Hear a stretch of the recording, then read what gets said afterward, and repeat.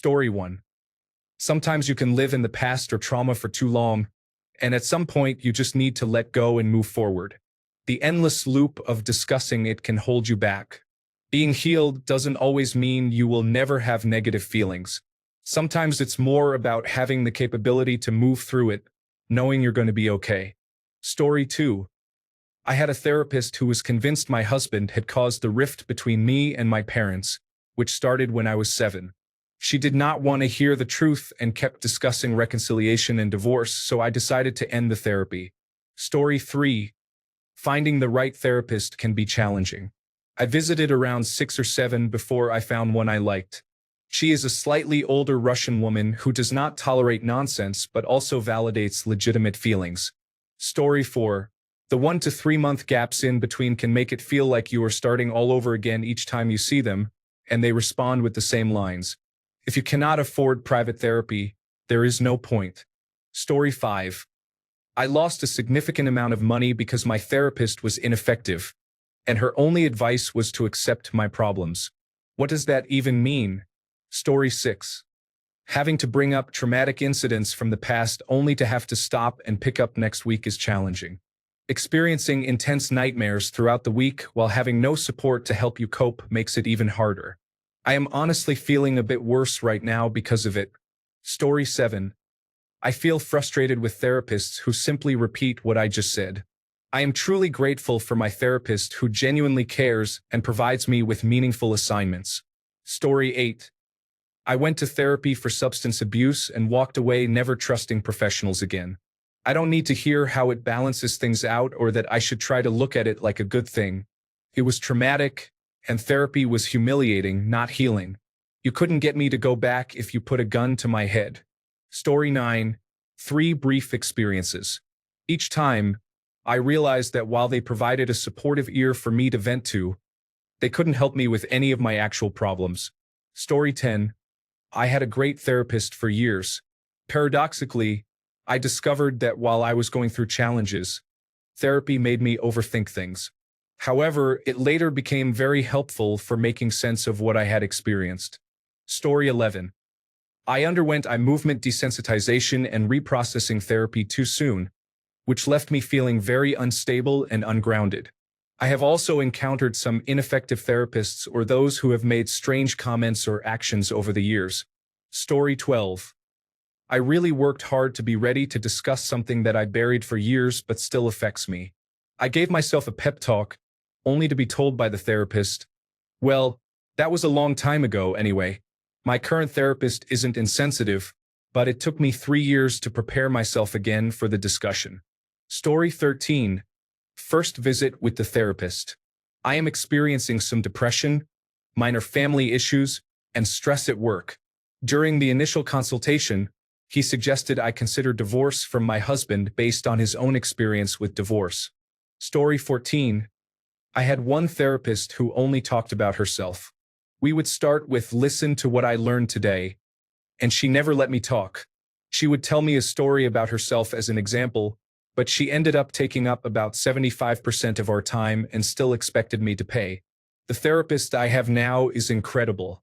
She treats me kindly and genuinely cares about me. I treat her like a mother figure and always want to make her proud. I once went inpatient and the caseworker asked if I wanted them to contact my parents. I said, no, but can you tell my therapist? She made sure I was okay the entire time. I appreciate her, but we still maintain a professional relationship and have not crossed any boundaries. Story 15.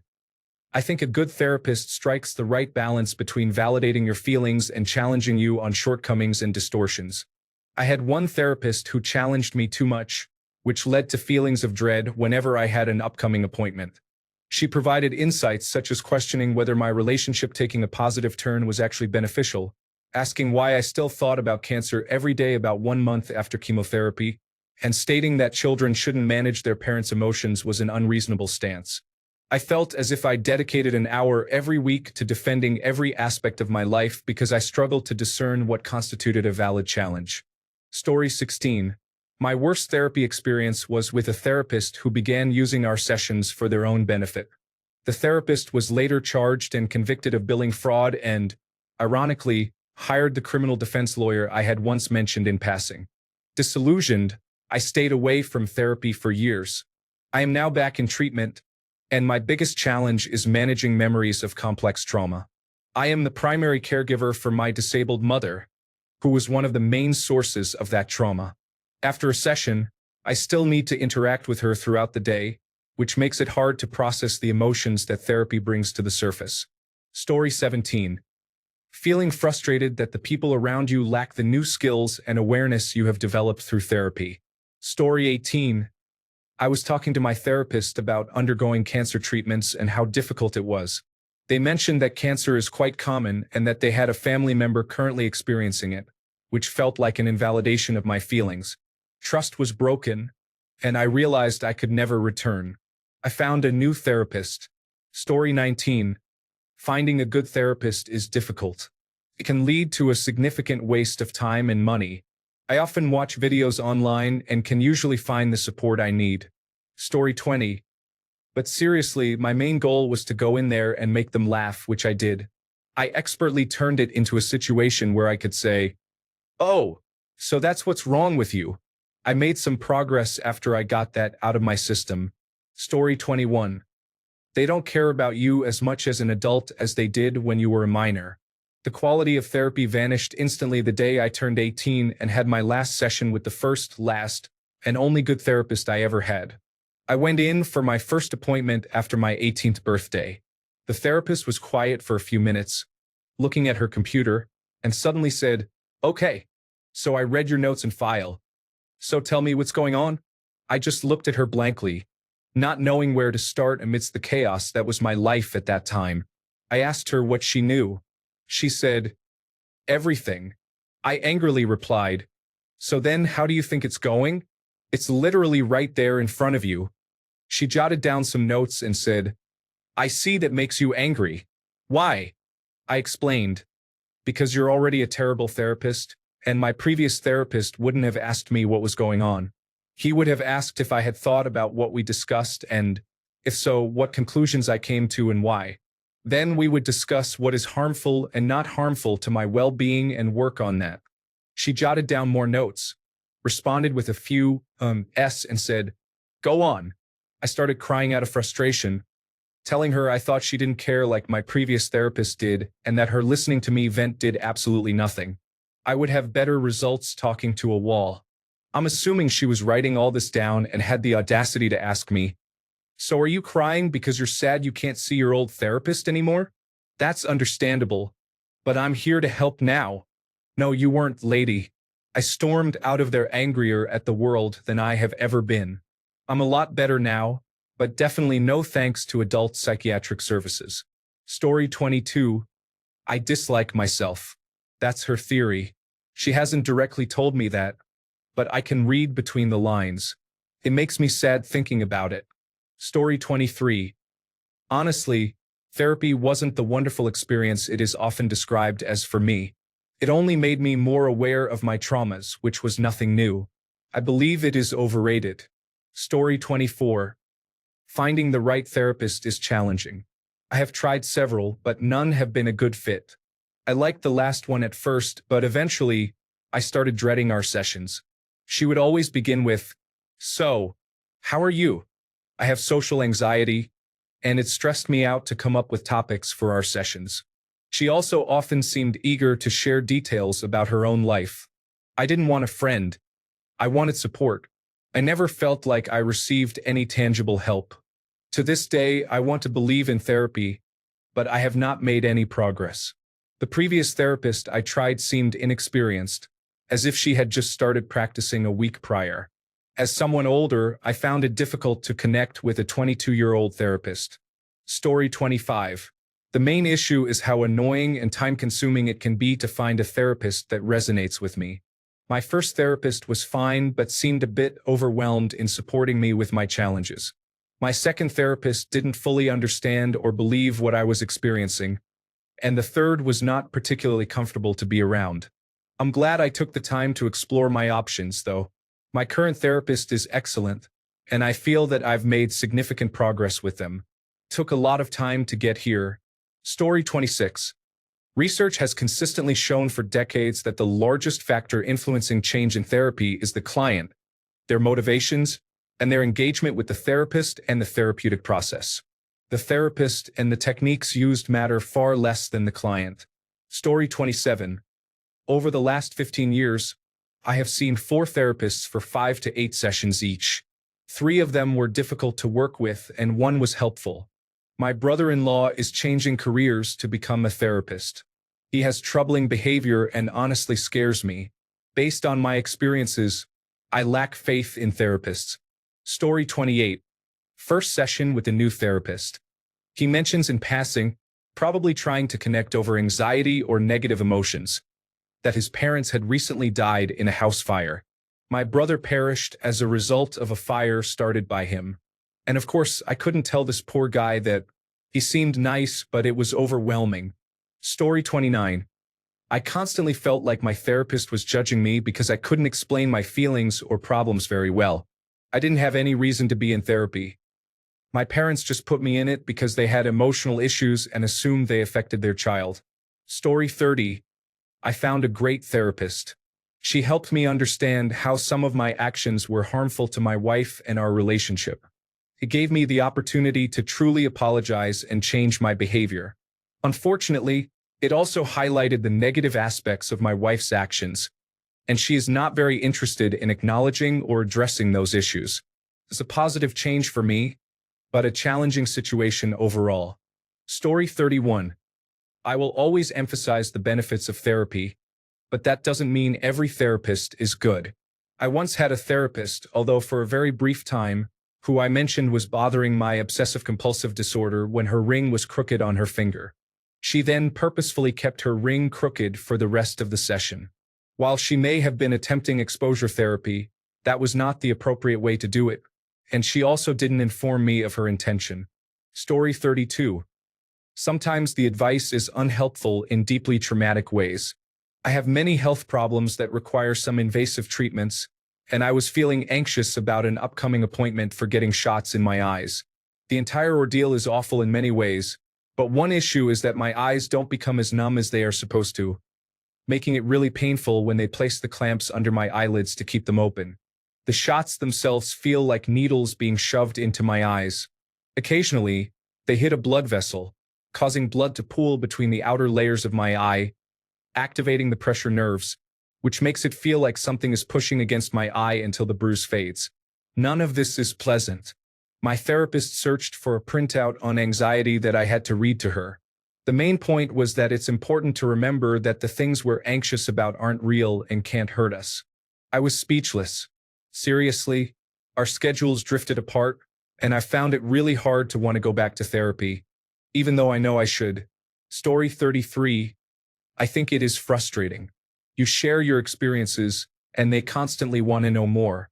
You discuss your shortcomings, and it is never your fault. The responses are always positive. Be kind to yourself. It feels like an endless stream of jargon. Trauma, toxic, triggered. The main message seems to be that focusing on the past is beneficial, and you are always portrayed as the victim. Story 34. I genuinely dislike therapists. I believe it's a scam. I was required to talk to a therapist after being sexually assaulted, and of course they wanted my backstory, so I had to discuss my home life growing up. My dad is a drug user but doesn't even live in this state anymore. He has been gone for years. He is irrelevant to me.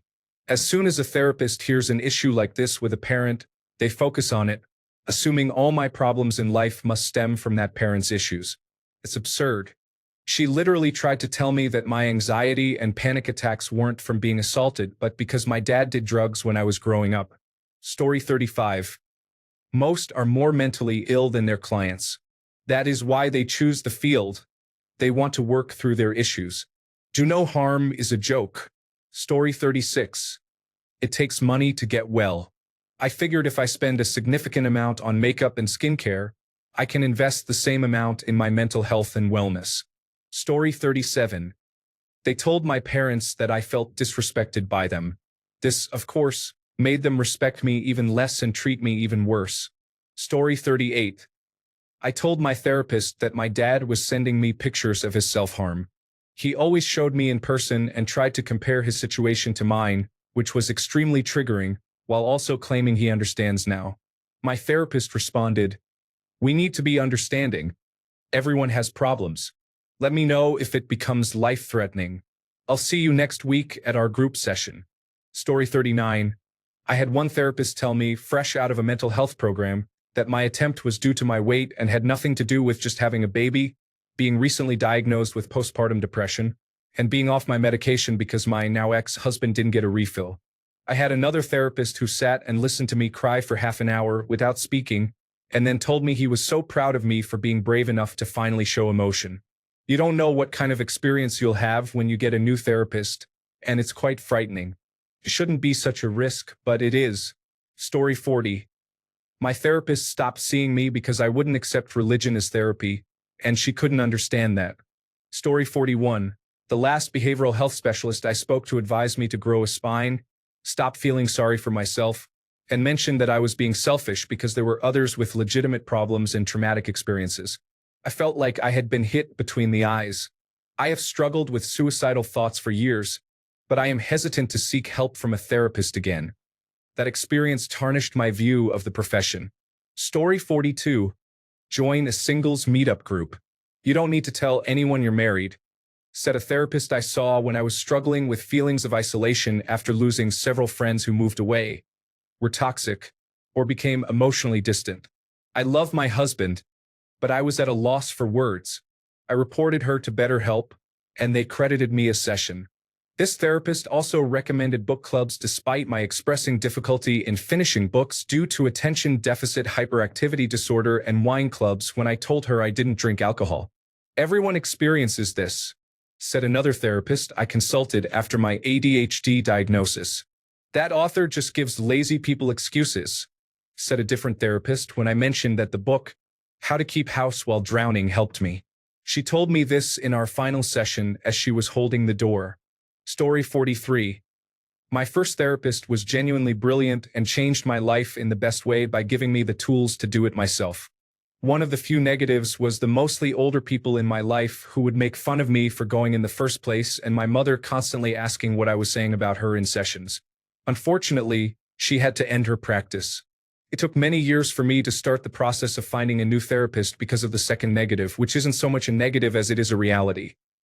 It will take a while, around 6 months to a year or maybe more, depending on the person, for your therapist to get to know you.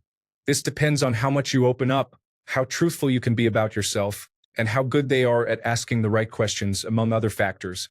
It just takes time for them to really know you, understand your habits, shortcomings, needs, the way you think, and what experiences shaped you.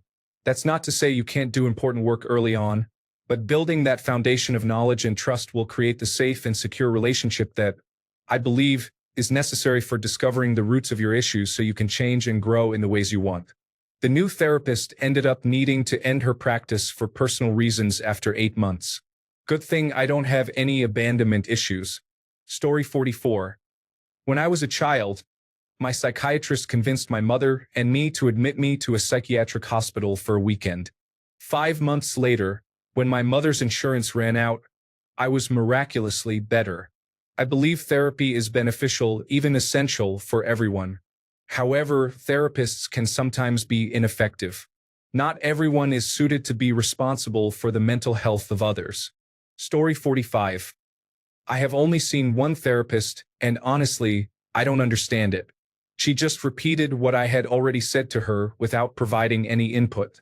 Perhaps I would benefit more from a different therapist, or maybe I am just too self-aware. Story 46. Getting re-traumatized while discussing trauma leads to falling into depression. The therapist finds humor in my frustration or distress. The therapist is showing interest in me. Story 47.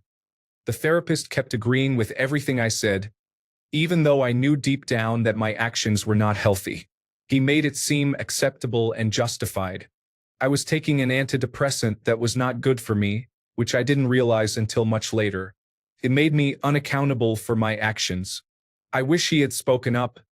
I might have realized sooner that I needed help. Story 48. I was bullied badly.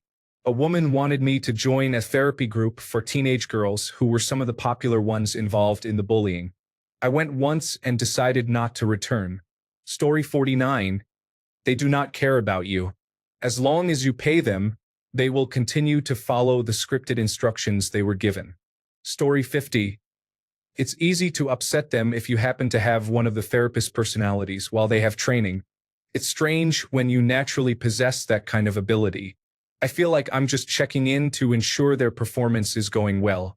I visited a therapist's office once, and it had personalities akin to those in the dating scene. Felt like I was going to a themed restaurant.